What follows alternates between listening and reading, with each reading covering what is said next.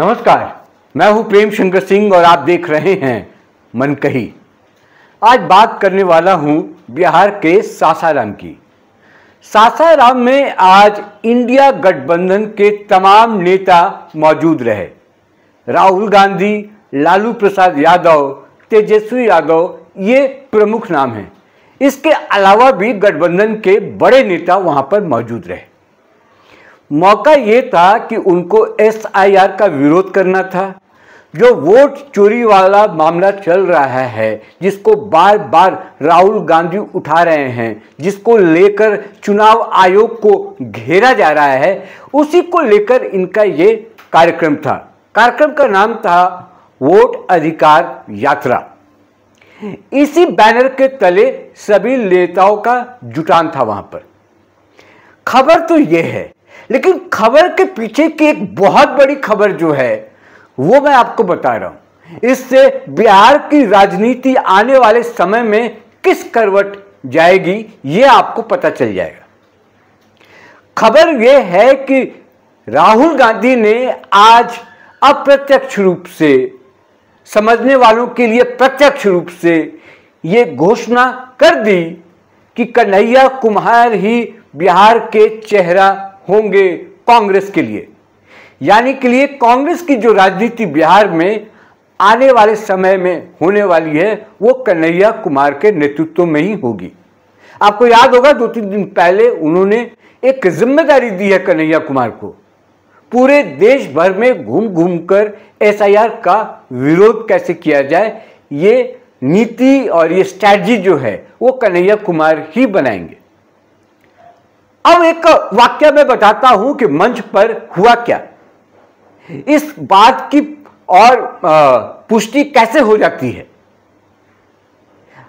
राहुल गांधी अचानक कन्हैया कुमार को ढूंढने लगते हैं। कन्हैया कुमार का भाषण हुआ उस मंच पर, और मंच पर भाषण देने के बाद कन्हैया कुमार नजरों से ओझल हो जाते हैं, तो ढूंढने लगते हैं राहुल गांधी। फिर कैसे वेणुगोपाल के फोन से उनको फोन करते हैं, कहाँ हो, आओ। अब वो कन्हैया कुमार उनके पास आते हैं। वो जो चित्र है, वो जो पिक्चर है, वो आपको दिखेगा मेरे थंबनेल पर और मेरे नीचे, कि उसके बाद बहुत देर तक दोनों बातचीत करते हुए दिखाई पड़ते हैं। अब उससे क्या हुआ? उससे यह हुआ कि जो मंच पर लालू प्रसाद यादव और तेजस्वी यादव थे, उनको एक मैसेज गया राहुल गांधी की तरफ से कि भैया अब आपका विरोध कन्हैया कुमार को लेकर जो अब तक होता रहा है वो नहीं मैं देख पाऊंगा, उसको अब मैं नहीं झेल पाऊंगा। मेरा नेता जो है वो कन्हैया कुमार ही होगा और उसी के चेहरे पर बिहार का जो ये इस बार का चुनाव है वो लड़ा जाएगा। यानी कि जो स्ट्रैटेजी मेकर है बिहार में वो कन्हैया कुमार, यानी कन्हैया कुमार के ऊपर राहुल गांधी की का जो भरोसा है वो देखने को मिला। एक तो ये हुआ। दूसरा, जो कांग्रेस के भीतर जो वरिष्ठ नेता, जो सीनियर नेता है, आज उनको भी एक मैसेज चला गया कि किस तरीके से राहुल गांधी के लिस्ट में अभी सबसे बड़ा नाम, सबसे पहला नाम जो है वो कन्हैया कुमार का है। इसलिए मैंने कहा कि खबरों के पीछे की खबर ये देखिए, ये तो बड़े स्तर पर चल रहा है, पूरे देश में चल रहा है कि किस तरीके से राहुल गांधी एंड टीम और इंडिया गठबंधन के जितने नेता, जितनी पार्टियां हैं, वो हमलावर हैं चुनाव आयोग पर, वो हमलावर हैं मोदी सरकार पर, कि जहां जहां चुनाव जीत रही है बीजेपी, वहां वहां वोट चोरी किया गया है। उसका प्रमाण दिखाते हैं, उसका सबूत दिखाते हैं। ये लड़ाई सुप्रीम कोर्ट में भी चल रही है। अब सुप्रीम कोर्ट ने जो लेटेस्ट एक अपना निर्देश दिया है या आदेश दिया है चुनाव आयोग को कि जिन लोगों का नाम आपने काटा है वोटर लिस्ट से, उन नामों को सार्वजनिक कीजिए। आपको बता दूं मैं कि बिहार में जो SIR की प्रक्रिया चल रही थी उसमें करीब 65 लाख लोगों का नाम चुनाव आयोग ने काट दिया, ये कहते हुए कि उनके पास जरूरी कागजात नहीं है। इसको लेकर चैलेंज किया गया था इंडिया गठबंधन की ओर से, जिसका अगुवाई जो है वो राहुल गांधी कर रहे हैं। तो राहुल गांधी एंड टीम इसको एक बड़ी जीत मान रही है कि अगर आप अब लिस्ट सामने करेंगे तो पता चलेगा कि कितने लोगों के साथ आपने गड़बड़ी की है। कितने लोग जीवित हैं जिनको आपने मरा हुआ घोषित कर दिया है? तो इसके पीछे क्या तर्क है, इसके पीछे आपके पास क्या आंसर होगा, आप क्या उत्तर देंगे, ये देखने वाली बात होगी। और उसी को लेकर इन्होंने पूरे बिहार में करीब मुझे लगता है कि 23-24 जिले होंगे, करीब 40-50 विधानसभा उसमें कवर होगा। और वो यात्रा पर निकले हैं राहुल गांधी, क्योंकि बिहार में चुनाव है। तो इस पर आज राजनीति को देखने को मिली। अब मैं बता रहा हूं कि मंच वाला जो कनेक्शन है वो क्या है। इससे पहले 9 जुलाई को भी एक वहां पर विरोध प्रदर्शन हुआ था इसी एसआईआर को लेकर। इंडिया गठबंधन ने ही वहां पर ये विरोध प्रदर्शन बुलाया था। उसमें जो बस बनाई गई थी, उस बस में कन्हैया कुमार और पप्पू यादव को चढ़ने नहीं दिया गया था। यानी कि ये आरोप लगा था कि आरजेडी के जो सो कॉल्ड सेकंड सुप्रीमो हैं तेजस्वी यादव ने चढ़ने नहीं दिया। जब ये दोनों नेता वहां पर गए तो सुरक्षा कर्मियों ने उन्हें चढ़ने से मना कर दिया, रोक दिया, और ये दोनों चले गए। हालांकि पप्पू यादव ने बाद में थोड़ा गुस्सा दिखाया, लेकिन कन्हैया कुमार इस पर कोई रिएक्शन देते हुए नजर नहीं आए। वो चुप हो गए और इस घटना को बड़ा ही सरल अंदाज में, मतलब उसको बहुत ज्यादा गंभीरता से उन्होंने नहीं लिया, क्योंकि उनको पता था कि इसका फल क्या होने वाला है, इसका रिजल्ट क्या आने वाला है। या मुझे लगता है कि राहुल गांधी ने कह दिया होगा कि कोई बात नहीं, इस पर रिएक्शन देने की जरूरत नहीं है। पॉलिटिकली इन्होंने अपने आप को संभाल लिया। और उसी का नतीजा था कि सासाराम में जब मंच सजाया गया और उस मंच में राहुल गांधी ने कन्हैया कन्हैया करते हुए दिखाई दिए। कन्हैया कुमार को अपने साथ रखा, मंच पर उसको बुलाया, बताया, और ये पूरा मैसेज पूरे देश को तो दिया ही कि अभी कन्हैया कुमार की पार्टी में स्थिति क्या है, कद कितना बड़ा हो गया है। साथ ही साथ उन्होंने लालू प्रसाद यादव और तेजस्वी यादव को भी ये बता दिया कि कन्हैया कुमार को जिस तरीके से पार्टी जिम्मेदार मानती है या पार्टी उनको अहम महत्वपूर्ण मानती है, अब आपको भी मानना होगा। इसमें एक और चीज मैं जोड़ूं कि अब से कुछ दिनों पहले तक एक मैसेज हमेशा जाता रहा था कि कांग्रेस भी बिहार में आरजेडी ही चला रही है। उसका अध्यक्ष कौन होगा, किस सीट से किसको टिकट मिलना है, कहां से कैसे पार्टी चलाई जाए, किसको तवज्जो देना है, किसको तवज्जो नहीं देना है, वो लालू प्रसाद यादव ही डिसाइड कर रहे थे तब तक मतलब वो पावरफुल थे, जब तबीयत उनकी ठीक थी।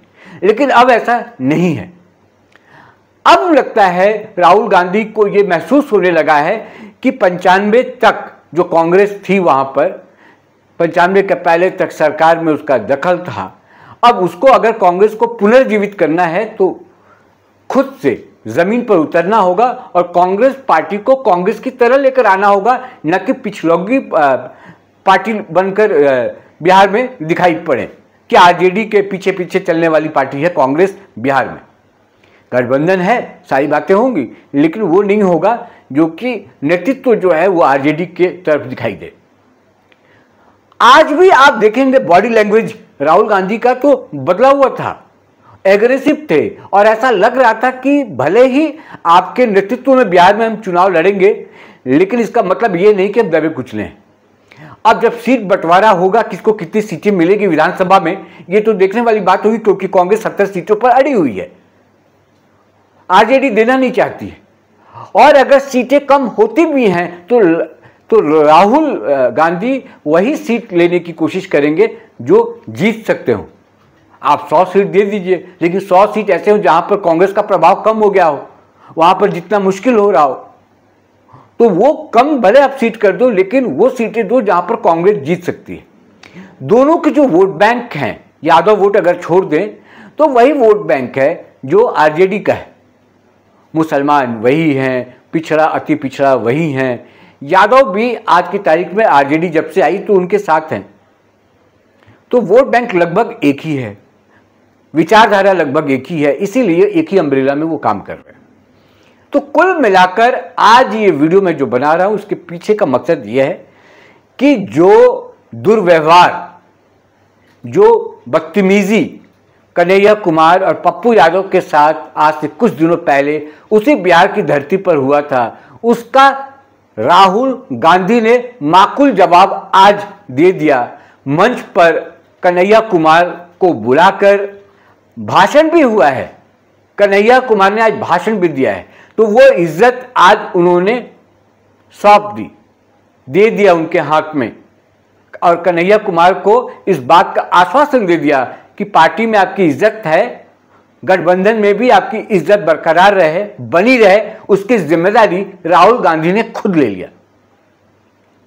तो पूरी तरीके से विपक्ष जो है, राहुल गांधी खासकर, विरोध तो कर रहे हैं बीजेपी का, मोदी सरकार का, चुनाव आयोग का, लेकिन साथ ही साथ पार्टी के वर्चस्व की लड़ाई भी लड़ रहे हैं। और बिहार में पार्टी की इस बार क्या दिशा निर्देश रहने वाली है, किस तरीके से चलने वाली है पार्टी, उसका भी मैसेज देते चल रहे हैं। तो जो उनके साथ अपमान हुआ था कन्हैया कुमार पप्पू यादव के साथ, आज दोनों ही मंच पर दिखाई दिए, उस मंच पर दिखाई दिए जहां पर लालू प्रसाद यादव और तेजस्वी यादव भी थे। यानी कि राहुल गांधी ने यह जता दिया कि नहीं, मैं अब इस स्थिति में नहीं हूं, मैं इस स्थिति में भी हूं। और क्योंकि एसआईआर का मुद्दा जोर शोर से राहुल गांधी उठा रहे हैं और कई मोर्चे पर उनको कामयाबी भी मिल रही है, मुझे लगता है कि जो मेरा मकसद था वो समझ में कुछ आपको आ रहा होगा। जो नहीं आ रहा होगा दोबारा वीडियो फिर से सुनिए इसको, तो आपको समझ में आएगा।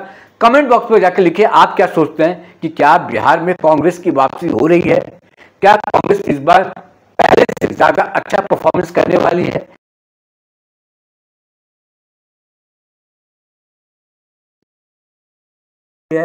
आपको क्या लगता है? और तेजस्वी यादव जो हमेशा से कन्हैया कुमार और पप्पू यादव को पसंद नहीं करते रहे हैं, हमेशा बिहार से दूर रखते रहे हैं, वो इस बार आने देंगे पास में, बिहार में राजनीति करने देंगे, या फिर किसी तरह का कोई बीच में गतिरोध पैदा होगा। इस वीडियो में इतना ही, मुझे दीजिए इजाजत, नमस्कार।